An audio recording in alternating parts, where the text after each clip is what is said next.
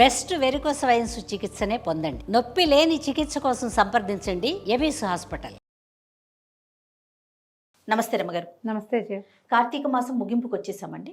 ముగింపు రోజున చేయవలసిన విధి విధానాలు కానీ, ప్రత్యేకంగా పాటించాల్సిన నియమాలు కానీ ఏమన్నా ఉంటాయండి? ఎందుకంటే ఈ నెల రోజులు కూడా మనం తలస్నానం చేయటం, దీపం వెలిగించటం, తర్వాత పౌర్ణమి రోజు ప్రత్యేకమైన పూజా విధానం పాటించటం, ఇవన్నీ అవలంబిస్తాం కదా. ముగింపుకు సంబంధించి ఏమైనా చెప్పడం జరిగిందా?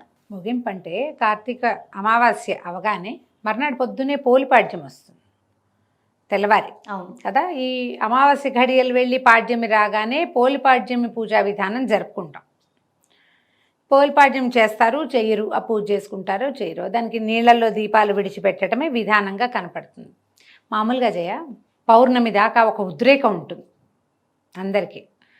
పురాణ శ్రవణం కానీ, దీపారాధన కానీ, స్నానాలు కానీ, ఉపవాసాలు కానీ, పౌర్ణమి దాటాక ఈ పూనకం హుమస్సు దిగిపోతాయి. మీరు కావాలంటే అసలు ఇది ప్రూవెన్ సబ్జెక్టు. ఎందుకంటే పురాణం మొదటి వారాల్లో 2-3 లక్షల వ్యూవర్షిప్ ఉంటుంది. అవును. చివరికి వచ్చేసరికి 40,000 ఉంటాయి, 50,000 అంతే. తప్ప పౌర్ణమి తర్వాతే పౌర్ణమి నోవులు ఉంటాయి కదా, పునర్నోవులు అయ్యాక తగ్గిపోతారు. ఎప్పుడు కూడా ఒక మాస నియమం ఉన్నప్పుడు చివరి దాకా కొన్నిటినైనా తీసుకెళ్ళాలి. ఈ కొన్నిట్లలో జనరల్గా అందరూ తీసుకెళ్ళేది స్నానం, వాకిట్లో లేదా తులసమ్మ దగ్గర దీపాలు పెడతారు. దేవాలయాలకి వెళ్ళాలన్న నియమం పెట్టుకున్న వాళ్ళు దేవాలయాలకి వెళ్తారు చివరి రోజు దాకా. తర్వాత ఇంకేం చేస్తాం, పురాణ శ్రవణం. ఈ 40,000 50,000 వ్యూస్ ఉన్నాయి చూడు, వీళ్ళు నియమవంతులు అనమాట, మానకూడదు అని చివరి దాకా ఉండేవాళ్ళు. ఈ చివరి రోజున అమావాస్య రోజున సాధారణంగా ఏం చేయాలి, ఏం చేస్తామని అందరికీ ప్రశ్నలే ఉంటాయి. కొత్తగా ఏం చేయొద్దు. మీరు మొదటి రోజున ఎట్లా శ్రద్ధగా చేశారో అమావాస్య నాడు అదే శ్రద్ధతో చెయ్యండి. అదే శ్రద్ధతో తెల్లవారుజామునే లేచి స్నానం, సూర్యోదయం అవ్వకుండానే వాకిట్లో దీపం పెట్టేయండి, ఇంట్లో దీపం పెట్టుకోండి. ఆ రోజు ఉపవాసం ఉండి, ఇప్పుడు ఈ నెలలో 15 రోజుల దాకా ఉండి తర్వాత కొంచెం ముందు వెనక అయ్యి 2 సోమవారాలు ఉండి మిగిలిన సోమవారాలు మానేసి చేసిన బాపతు జనం కొంతమంది ఉంటారు కదా. అందరూ చివరి రోజున చేస్తే, మీరు మొదటి రోజున చివరి రోజున చేస్తే మధ్యలో కాస్త అటు ఇటు అయినా మాస నియమం పాటించినట్లుగా అవుతుందని ఒకరిద్దరు పెద్దవాళ్ళు చెప్తూ ఉంటారు.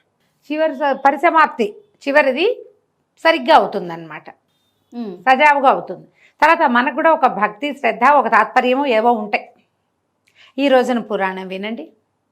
ఇంతకుముందు మీరు దానాలు ధర్మాలు చేస్తుంటారు, భోజనం పెట్టుంటారు ఎవరికైనా, తర్వాత ఎవరికైనా మోయిన్ ఇచ్చుంటారు, అదే ఏమన్నా స్వయం పాకం ఇస్తాము ఇచ్చుంటారు, ఏ బట్టలో దానం చేస్తుంటారు. అమావాస్య నాడు కూడా జ్ఞాపకం పెట్టుకుని ఎవరికైనా ఒక వస్త్రదానం చేయండి.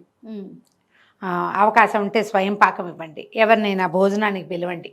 దీనివల్ల ఏంటంటే ఈ మాస అంతంలో కూడా ఇంత శ్రద్ధగాను చేయటం వల్ల ఫలితం బాగుంటుంది. ఓకే. అమావాస్య నాడు చేయటం వల్ల ఇంకా పెరుగుతుంది. ఈ రోజున దేవాలయ దర్శనం తప్పకుండా చేయండి. మీకు ఇప్పటిదాకా ఊరికే దీపం పెట్టి దండం పెట్టుకొచ్చేస్తారు కదా, అర్చన చేయించుకోండి అవకాశం లభిస్తే, అక్కడ జనం ఎక్కువ లేకపోతే. దేవాలయంలో దీపం పెట్టండి, దేవాలయ దర్శనం చేయండి, కార్తీక పురాణ శ్రవణం కంపల్సరీగా చేయండి. చివరిది మొత్తం చేస్తే మర్నాడు పోలిపాడ్యంకి పూజ ఎలాగూ చేసుకుంటాం. పొద్దున్నే ఏం చేస్తాం, నీళ్ళల్లో దీపాలు విడిచిపెడతాం. ప్రవహించే నీళ్లు లేకపోతే మన ఇంట్లోనే గంగాళంలో వదిలిపెట్టుకుంటాం. గమేళాలో నీళ్ళు పోయటం, అందులో అరటి తొప్పల్లో దీపం పెట్టి విడిచిపెట్టడం. తర్వాత ఒక 15 రోజులు గ్యాప్ వచ్చాక మళ్ళీ ధనుర్మాసం వచ్చేస్తుంది. 15 రోజుల్లో వస్తుంది కదా. ఎప్పుడు కూడా ధనుర్మాసపు చివరి రోజు శ్రద్ధగా చేస్తాం. గోదా కళ్యాణము, అండాల కళ్యాణం చేస్తాం కదా. అలాగే ఈ కార్తీక మాసపు చివరి రోజులు శ్రద్ధగా చేయండి. ఆఖరి ఈ పౌర్ణమికి ముందు రోజున, ఒకరోజు ముందు, ఇది ముందే వింటాం కదా, వింటున్నారు కదా మీరు. ఈ ముందు ఈ ప్రదోషకాలార్చన ఇవి చేస్తారు. మన మాస శివరాత్రి అర్చన తప్పకుండా చేయించుకోండి. రుద్రాభిషేకం చేయించుకోండి అమావాస్య నాడు కానీ మాస శివరాత్రి కానీ ఒకరోజు ముందు. చివరి రోజుల్లో మీరు ఈ శ్రద్ధ వహిస్తే చివరి 2-3 రోజులు చేయగలిగారా మహత్తరం. ఒట్టిగా ఈ మహాశివరాత్రి నాడు అభిషేకం చేయించుకున్నామండి, అమావాస్య నాడు దేవాలయానికి వెళ్దాం, పురాణం వింటామన్నా కూడా మంచిదే. మానేకుండా పాటించండి. ఒక్కొక్కళ్ళు మొదటి రోజే చేస్తారు, కార్తీక మాసం మొదటి రోజని, మిగిలినవి ఎప్పుడు చేయలే. మీరు చివరి రోజు చేయండి, బాగుంటుంది. ఎంత పాజిటివ్ వైబ్ వస్తుందో ఎవరికి వాళ్ళు దాన్ని అనుభవించగలుగుతారు. శ్రద్ధ. ఇప్పుడు ఇన్ని లిస్టు చెప్పాంగా, స్నానము, దీపము, దానము ఇవన్నీ చేయలేరు. దేవాలయ దర్శనము, అభిషేకము, అర్చన కాలేదు.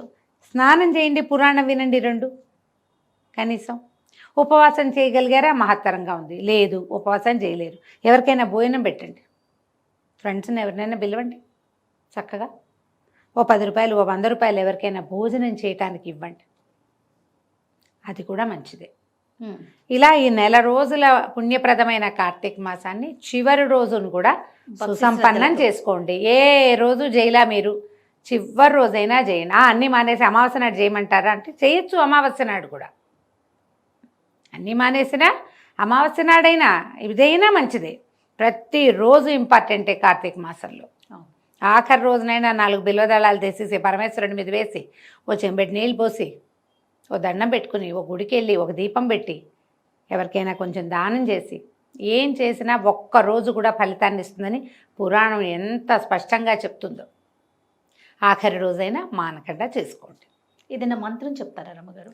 ఓం నమ శివాయ అంతే, అసలు పంచాక్షరి ఏమీ రెండోది లేదు. కార్తీక దామోదర ప్రీత్యర్థం పంచాక్షరి మంత్ర జపం అహం కరిష్యే. అంతే, కార్తీక దామోదరుడి కోసం నమ శివాయ చెప్పుకుంటాం, అయిపోయింది. సింపుల్గా చేసుకోవచ్చమ్మా. దీనికి పెద్ద అదేదో కావాలని లేదు, సులువే ఇది. నువ్వు అవేమిటో కాంప్లికేటెడ్గా చేసుకుంటూ చేసుకో, నీ కాంప్లికేషన్ చిక్కుముళ్ళల్లో నువ్వు పడతావు. అంతే, ఏమీ లేదు, అక్కర్లేదని చెప్తోంది ఆ పురాణం. అంత కష్టపడే రోజునైనా వదలకుండా చేయండి, అంతే. సంతోషం రమ్మగారు. నమస్తే. నమస్తే జయ.